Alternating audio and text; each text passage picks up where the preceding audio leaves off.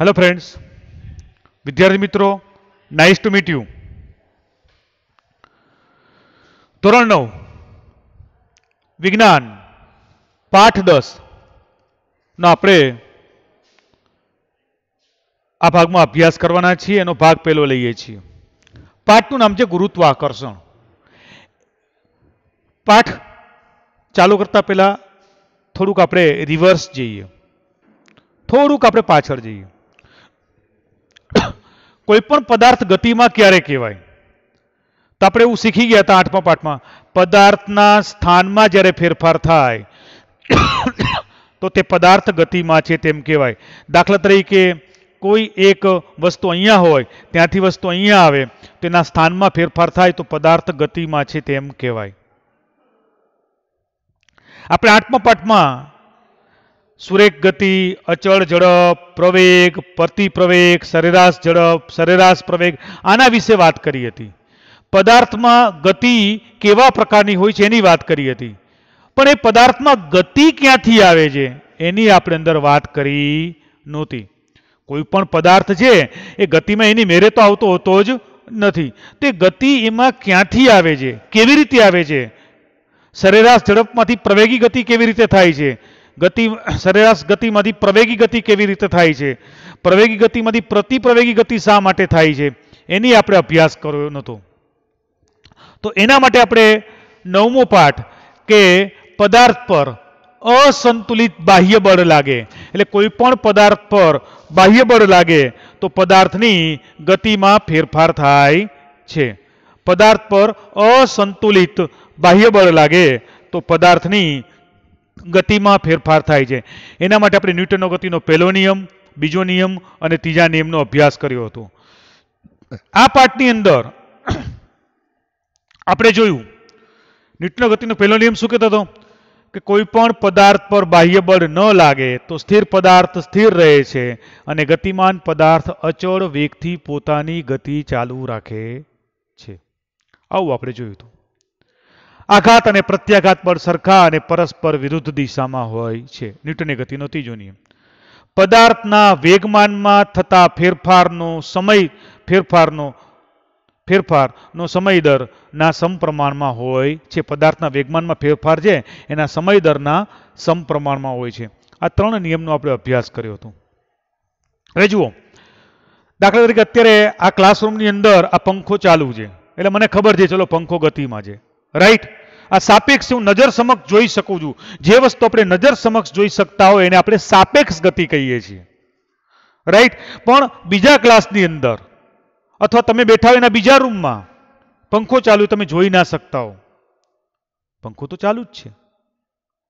તો એવી જ રીતે તમે જુઓ કે પૃથ્વી છે એ સૂર્યની આસપાસ ફરે છે, પૃથ્વીની આસપાસ ચંદ્ર ફરે છે,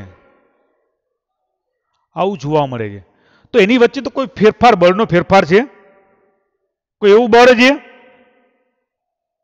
કે જે સૂર્યને ગતિમાં રાખે છે, ચંદ્રને ગતિમાં રાખે છે, પૃથ્વીને ગતિમાં રાખે છે? આવું કોઈ બળ હશે ખરું જેની આપણે 9મા પાઠમાં અભ્યાસ કર્યો નહોતો? તો ભાઈ પૃથ્વી છે એ પોતાની ધરી ઉપર ધરીભ્રમણ અને પરિક્રમણ ચંદ્રની આસપાસ કરે, સૂર્યની આસપાસ કરે છે। તો આવું શા માટે કરે છે? એવું કયા પ્રકારનું બળ છે કે જેને કારણે આ શક્ય છે? તો એ જ વાત છે આ પાઠ જેનો આપણે અભ્યાસ કરવાનો છે આ પાઠમાં, જેનું નામ છે ગુરુત્વાકર્ષણ બળ। હજી આપણે વાર છે।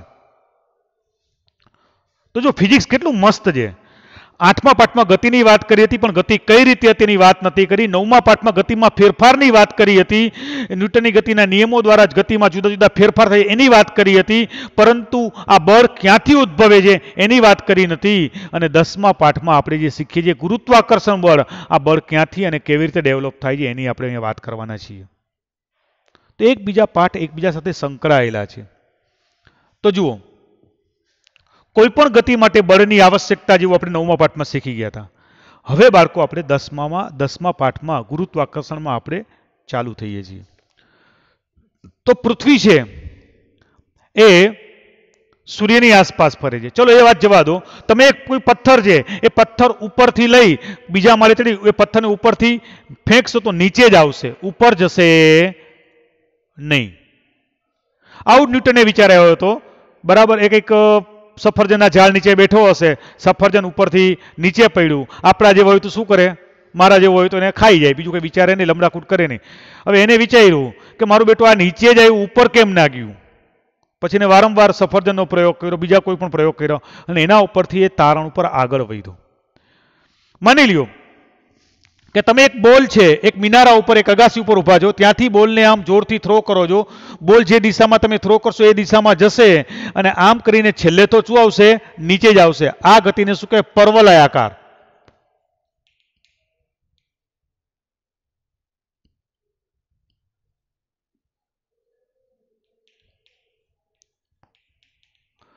અંતે તો એ નીચે જ પડશે. કોઈ પણ વસ્તુ તમે ઉપરથી નીચે ફેંકશો, નીચેથી ફોર્સ દ્વારા ઉપર ફેંકશો તો નીચે જ આવે છે. ભાઈ નીચે શા માટે આવે છે?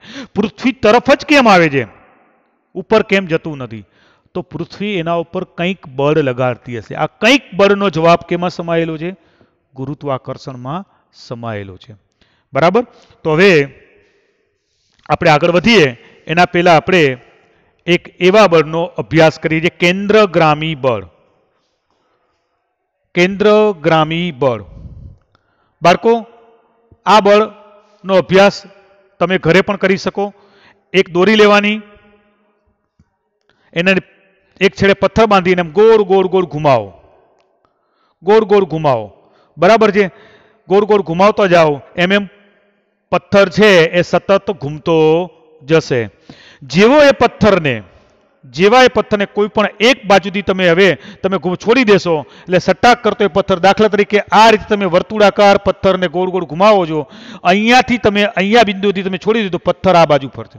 અહીંયાથી છોડશો તો પથ્થર આ બાજુ ફેંકાશે, અહીંયાથી છોડશો તો પથ્થર આ બાજુ ફેંકાશે, અહીંયાથી છોડશો તો પથ્થર આ બાજુ ફેંકાશે.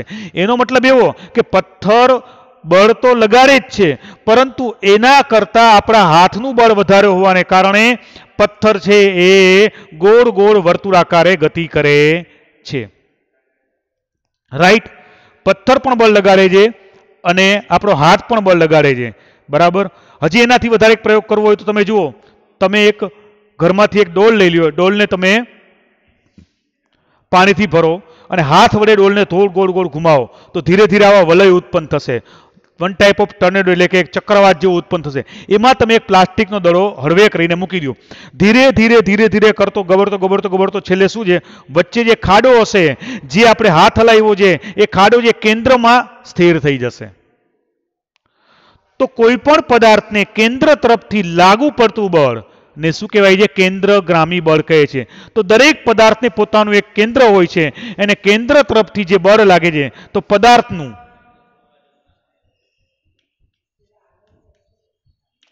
કેન્દ્રથી અનુભવાતું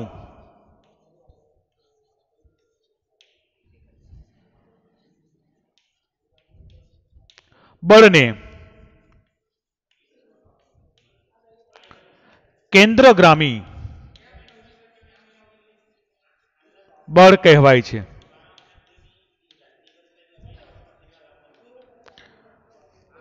બરાબર છે? હવે જુઓ, આપણે આ પથ્થર ઉપર ફરીથી આપણે જઈએ. સતત તમે આ પથ્થરને ગોળ ગોળ ઘુમાવતા જાઓ છો. રાઈટ? પથ્થર છે એ બહાર તરફ જવાનો પ્રયત્ન કરે છે, આપણે એને અંદર તરફ લાવીએ છીએ. આપણું બળ એના કરતાં વધારે છે, એનો બળ પણ પ્રતિકાર કરે છે અને આપણો બળ પણ એને પ્રતિકાર કરે છે. તો આ પ્રતિકારાત્મક બળ છે. એક પદાર્થ પેલો પદાર્થ બીજા પદાર્થ ઉપર અને બીજો પદાર્થ પેલા પદાર્થ પર આકર્ષણ બળ લગાડે છે. આ આકર્ષણ બળ છે એ જ ગુરુત્વાકર્ષણ બળ છે. તો ગુરુત્વાકર્ષણનું આપણે હેડિંગ હવે સમજીએ છીએ. ગુરુત્વાકર્ષણ એટલે શું? પરસ્પર પદાર્થો વચ્ચે લાગતા આકર્ષણ બળને પરસ્પર આકર્ષણ બળને શું કહેવાય છે? સાદી ભાષામાં ગુરુત્વાકર્ષણ બળ કહેવામાં આવે છે. બરાબર છે? કોઈ પણ પદાર્થો એકબીજા ઉપર પરસ્પર આકર્ષણ બળ લગાડતા જ હોય છે. આ આકર્ષણ બળને શું કહેવાય છે? ગુરુત્વાકર્ષણ બળ કહેવામાં આવે છે. બરાબર છે? ગુરુત્વાકર્ષણ બળ કહેવામાં આવે છે. રાઈટ? ચલો, તો ગુરુત્વાકર્ષણનો આપણે ગુરુત્વાકર્ષણની વ્યાખ્યા શું છે એ આપણે ગુરુત્વાકર્ષણ એટલે શું? પદાર્થો પર લાગતા કોઈ પણ પદાર્થો કોઈ પણ પદાર્થ પર લાગતા પરસ્પર આકર્ષણ બળને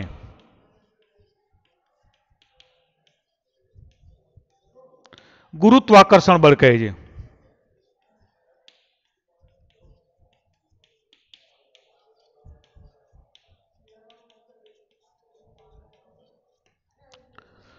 તો ગુરુત્વાકર્ષણ પાઠનું હેડિંગ સમજાઈ ગયું.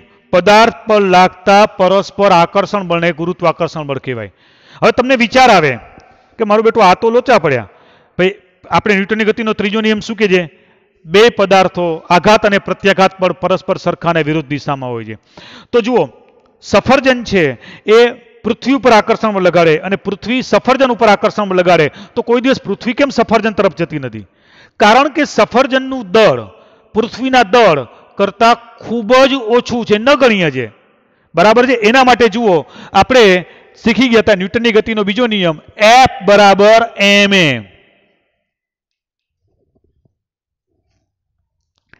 F ના છેદમાં m બરાબર a એટલે પ્રવેગ. બરાબર? આ આપણે સફરજન એટલે ચંદ્ર ગણીએ, ચંદ્ર અને પૃથ્વી. તો બાળકો, ચંદ્ર અને પૃથ્વી બંને એકબીજા ઉપર સરખું જ બળ લગાડે છે, પરંતુ ચંદ્રનું દળ છે એ પૃથ્વીના દળ કરતા છઠ્ઠા ભાગનું છે. છઠ્ઠા ભાગનું એટલે કે જુઓ તમે, હું અહીંયા 6 ડગલા ચાલતા મને જેટલો સમય લાગે એટલું સરેરાશ એક ડગલું તમે ચંદ્ર ઉપર મારી શકો. એટલે કે આપણા 6 ડગલા બરાબર ચંદ્ર ઉપર એક ડગલું કહેવાય.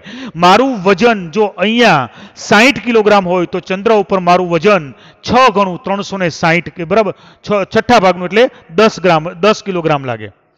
તો ચંદ્ર પૃથ્વી ઉપર આકર્ષણ લગાડે છે અને પૃથ્વી ચંદ્ર ઉપર આકર્ષણ લગાડે છે, પરંતુ ચંદ્રનું દળ પૃથ્વીના દળ કરતા છઠ્ઠા ભાગનું હોવાને કારણે ચંદ્ર છે એ પૃથ્વીની આસપાસ ફરે છે. જો સાવ નગણ્ય દળો તો સટાક કરતું શું છે? સફરજનની જેમ પૃથ્વીને ચોંટી જાત, પરંતુ પોતે બળ લગાડે છે એટલે પોતે દૂર જવાનો પ્રયત્ન કરે છે આઘાત અને પ્રત્યાઘાત બળ પ્રમાણે. એટલે શું છે? એની આમ ગોળ ગોળ ગોળ ફરે છે. એવી જ રીતે પૃથ્વી, યુરેનસ, નેપચ્યુન, પ્લુટો, મંગળ, બુધ, શુક્ર આ બધા જ ગ્રહો છે એ સૂર્યની આસપાસ કેમ ફરે છે? કારણ કે સૂર્ય છે એ આ બધા જ ગ્રહો કરતા 99.97 ગણો મોટો છે. એટલે એનું દળ આ બધા જ દળો કરતા ખૂબ જ વધારે હોવાને કારણે આ બધા જ ગ્રહો એની આસપાસ ફરે છે. રાઈટ? તો આપણે બે જ વસ્તુ આ પ્રસ્તાવનામાં શીખવાની હતી. કેન્દ્રગામી બળ એટલે શું? પદાર્થનું કેન્દ્રથી અનુભવાતું બળને કેન્દ્રગામી બળ કહેવામાં આવે છે. અને બીજું, કોઈ પણ પદાર્થ પર લાગતા પરસ્પર એટલે કોઈ પણ પદાર્થ પર લાગતા પરસ્પર આકર્ષણ બળને શું કહેવાય છે? ગુરુત્વાકર્ષણ બળ કહેવામાં આવે છે.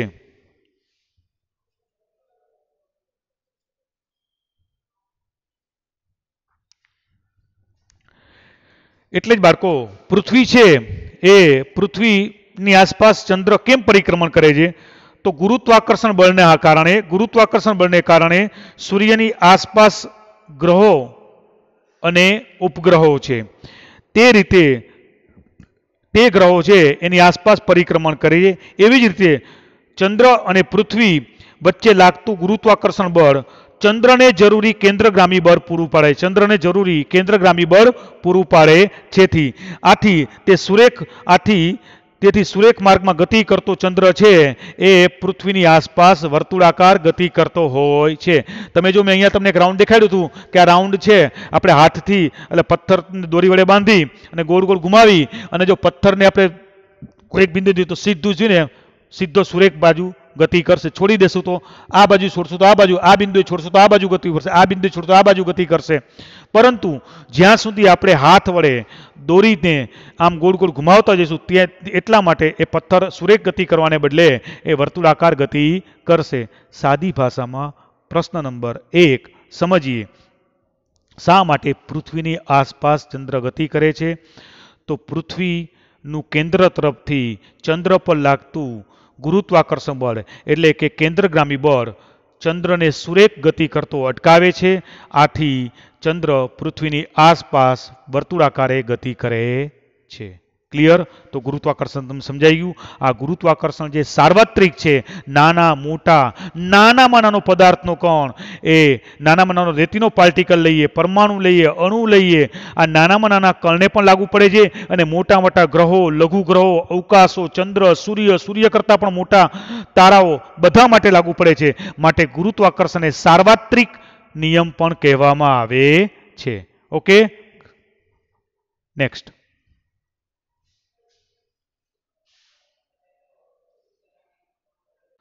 હવે ખૂબ જ અગત્યનો પ્રશ્ન. ગુરુત્વાકર્ષણનો સાર્વત્રિક નિયમ લખો અને આકૃતિની મદદથી સમજાવો. તો જુઓ, આ એક પદાર્થ છે. તો પહેલા તો નિયમ. હમણાં જોયું, વિશ્વનો દરેક પદાર્થ બીજા પદાર્થને આકર્ષે છે. કેવી રીતે? વિશ્વનો દરેક પદાર્થ બીજા પદાર્થને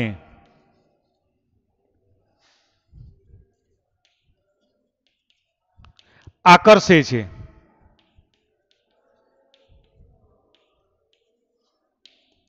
વિશ્વનો દરેક પદાર્થ બીજા પદાર્થને આકર્ષે છે. બરાબર? કોઈ પણ વસ્તુ એકબીજાને આકર્ષે છે. આ આકર્ષણ બળ, બીજો આ આકર્ષણ બળ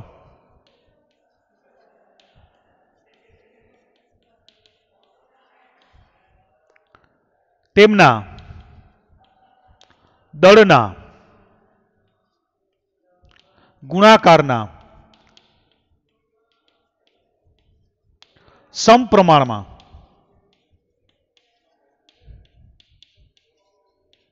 તથા તેમના અંતરના વર્ગના વ્યસ્ત પ્રમાણમાં હોય છે.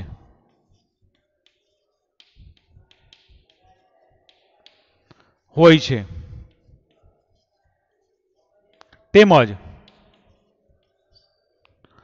તે આકર્ષણ બળ એક સીધી રેખામાં હોય છે.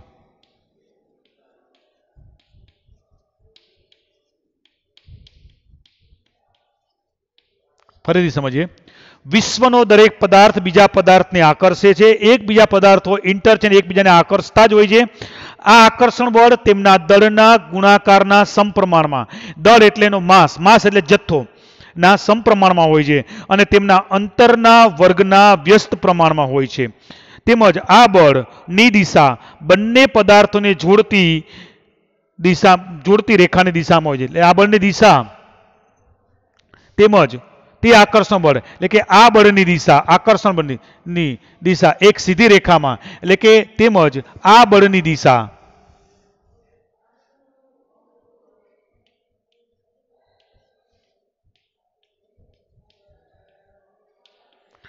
તે પદાર્થોને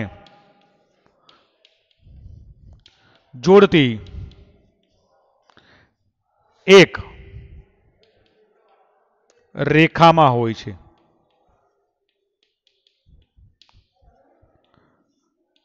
બરાબર છે? દાખલા તરીકે શું કહેવાય છે? હું તમારા ઉપર અને તમે મારા ઉપર આકર્ષણ લગાડો જ છો. બરાબર છે? આ આકર્ષણ બળ આપણા બેના દળના ગુણાકારના સમપ્રમાણમાં છે. દાખલા તરીકે દાખલા હું અને તમારામાંથી કોઈ પણ એક સ્ટુડન્ટ હોય, એ મારી સાથે અથડાય તો ખબર પડે આકર્ષણ, મારું દળ અને એનું દળ દળના ગુણાકારના સમપ્રમાણમાં છે અને તેના અંતરના વર્ગના વ્યસ્ત પ્રમાણમાં છે. અત્યારે મારું આકર્ષણ તમારા ઉપર છે, પરંતુ મારા અને તમારા વચ્ચે કોમ્યુનિકેશન કેવું છે? ખૂબ જ વધારે છે, અંતર વધારે છે. એટલે એનો વ્યસ્ત પ્રમાણ, અંતર વધારે, આકર્ષણ બળ ઘટી જાય. आकर्षण तो लागे ज छे पण आकर्षण बळ घटी जाए એટલે અંતરના વર્ગના વ્યસ્ત પ્રમાણમાં અને એક જ સીધી રેખામાં હોય છે બરાબર હું અહીંયા આવું અને બાજુના ક્લાસમાં બીજી કોઈ વ્યક્તિ હોય બરાબર તો બંને વચ્ચેનું આકર્ષણ બળ લાગતું હોય પરંતુ એક રેખામાં હોય તો એ અનુભવાતું હોતું નથી ટૂંકમાં एकदम शॉर्ट याद राखी लो विश्वनो दरेक पदार्थ बीजा पदार्थने आकर्षे छे विश्वनो दरेक पदार्थ बीजा पदार्थने आकर्षे छे आ आकर्षण बळ तेमना दळना गुणाकारना समप्रमाणमां तेमना दळना गुणाकारना समप्रमाणमां अने तेमना तेमनी वच्चेना अंतरना वर्गना व्यस्त प्रमाणमां होय छे तेमज बंने पदार्थो जे जे आकर्षण एक सीधी रेखा में जोवा मळे छे आ बळ बंने पदार्थों ने जोड़ती एक सीधी रेखा में जोवा मळे छे हवे आपणे आकृति द्वारा समझीए अने नियम पण साबित करीए जुओ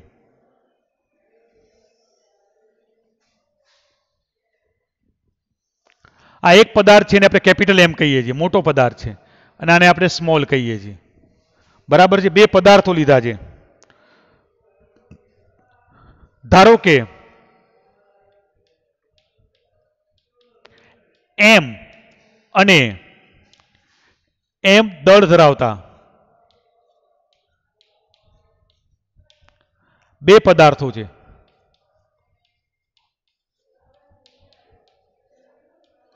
એમ અને એમ ધરાવતા બે પદાર્થો છે બરાબર છે હવે પદાર્થ એ છે આના ઉપર એક બળ લગાડે છે આ પદાર્થ આના ઉપર બળ લગાડે છે बन्ने वच्चेनु अंतर मानी लो कि डी डिस्टन्स डी है बन्ने पदार्थ वच्चेनु अंतर डी है बन्ने पदार्थ वच्चेनु अंतर डी है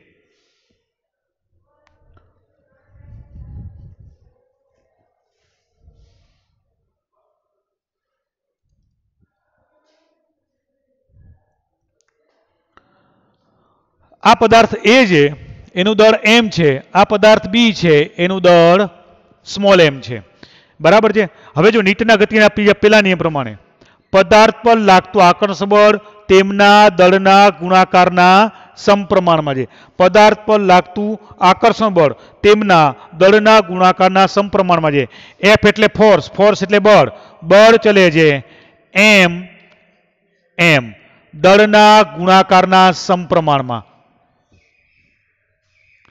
जुओ आकर्षण बळ तेमना दळना गुणाकारना समप्रमाणमां छे चलो खबर पड़ी गई त्यार पछी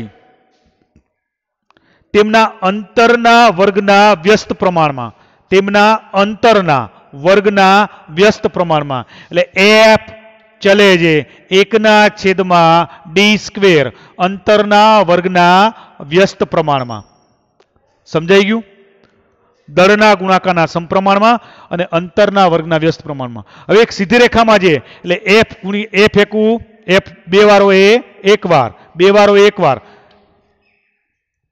m m ના છેદમાં d² થઈ ગયો નિયમ कोईपण पदार्थ पर लागतुं आकर्षण बळ तेमना बे पदार्थ पर एकबीजाने आकर्षे ते आकर्षण बळ तेमना दळना गुणाकारना समप्रमाणमां अने तेना अंतरना वर्गना व्यस्त प्रमाणमां होय छे हवे आ चले जे निशानी दूर करीए एटले शुं कहेवाय एने जी ग्रेविटी ग्रेविटी एटले गुरुत्वाकर्षण अचळांक आ जी छे आ निशानी दूर करो एटले कोईपण एक एबीसीडी नो कोईपण एक अक्षर लखवो पड़े तो आपणे अहींया जी लखीए जी एटले ग्रेविटी ग्रेविटी एटले गुरुत्वाकर्षण बळ जी एम एम d² ज्यां जी गुरुत्वाकर्षण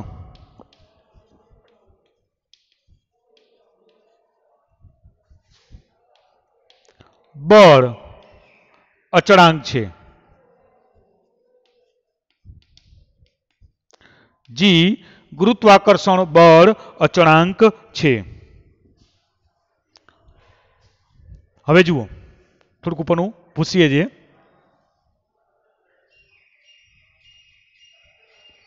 तो जुओ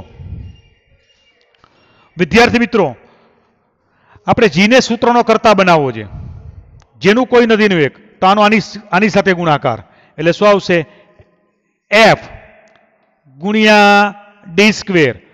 ભાગાકારો હોય એ ગુણાકાર અને ગુણાકારો હોય એ ભાગાકાર.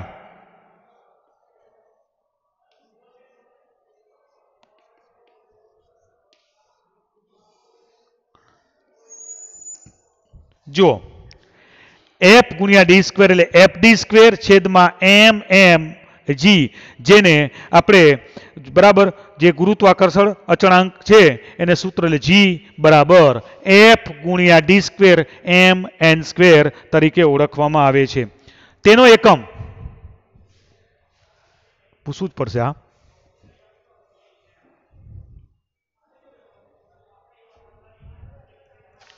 એટલે જી નો એસઆઈ એટલે મોટો એકમ,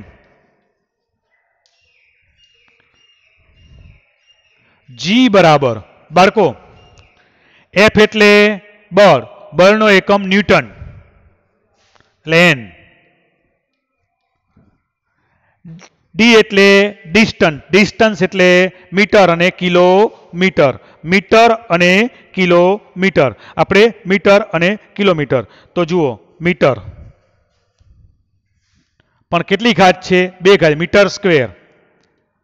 દળ, દળ એટલે માસ, માસ એટલે જથ્થો, ગ્રામ અને કિલોગ્રામ, મોટો એકમ કિલોગ્રામ. પણ કેટલી વાર છે? આ 1 અને 2 એટલે કેજી સ્ક્વેર. આમ જીનો એકમ ન્યૂટન,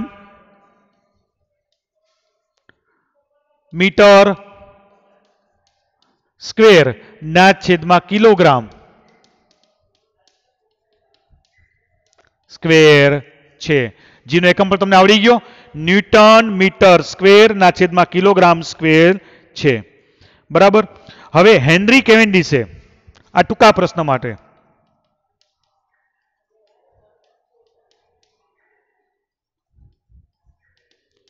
જીનું મૂલ્ય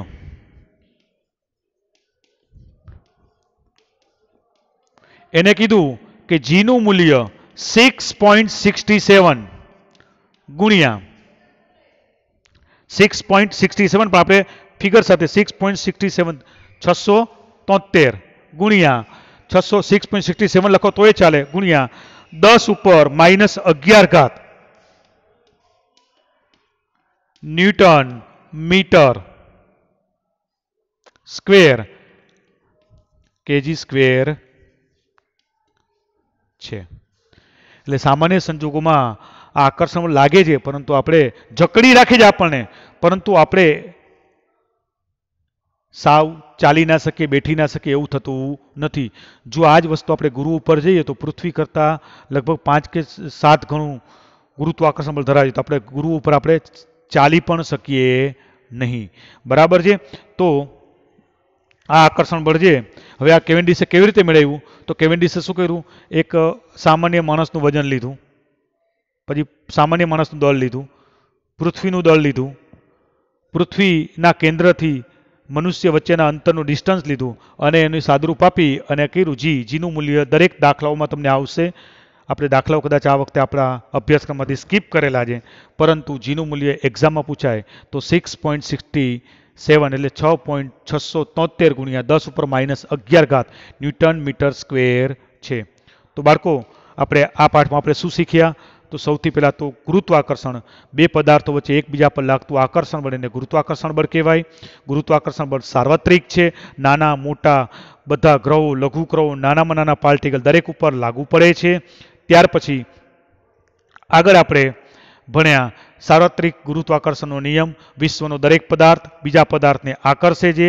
આ આકર્ષણ બળ તેમના દળના ગુણાકારના સમપ્રમાણમાં અને તેમના અંતરના વર્ગના વ્યસ્ત પ્રમાણમાં હોય છે, અને બંને પદાર્થોને જ્યાં આકર્ષણ બળ લાગે છે એ આકર્ષણ એક જ રેખામાં લાગુ પડતું હોય છે. ત્યાર પછી આપણે ધીરે ધીરે આપણે નિયમ સાબિત કર્યો.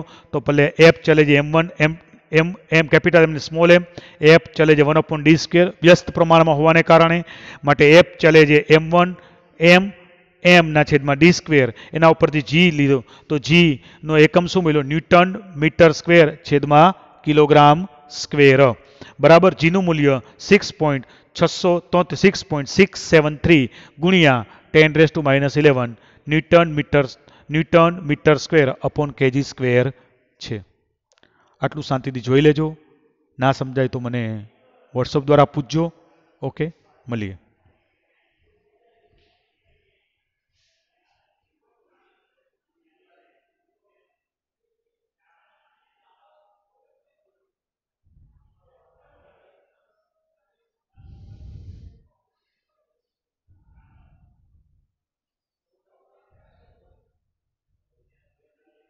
સ્ક્રીનશોટ પાડી લેજો.